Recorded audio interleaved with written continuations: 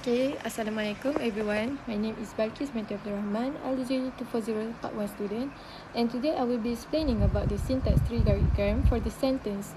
This is a leadership role for someone who loves teaching but wants to make a bigger impact. Okay, firstly, we start the whole sentence represented by S, which stands for the sentence, and then the sentence consists two main parts, namely the noun phrase or NP, subject, which function as the subject, and the verb phrase VP, which function as the predicate. The subject of this sentence is this, and it is labeled as an NP functioning as the subject, and more specifically, this is a demonstrative pronoun. And next, we move to the predicate, which begins with the verb is. Since is a form of verb be, it functions as a V verb and serves as the main verb in the sentence. And then following the verb is, we have the noun phrase a leadership role, which acts as the predicate noun. And then this noun phrase consists of the determinant A followed by the noun phrase headed by the adjective leadership that modifies the noun role, which is the head noun. And after that, there is a prepositional phrase, which is for, and it gives you additional information about the role. So the object of the preposition is the noun phrase for someone.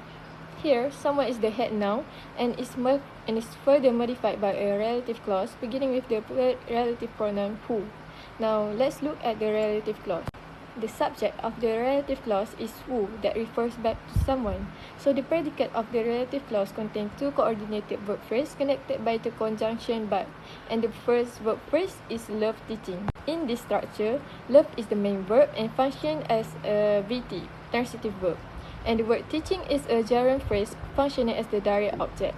And although teaching comes from a verb, it functions as a noun in this context. The second verb phrase is wants to make a bigger impact, and it mainly functions as predicate adjective.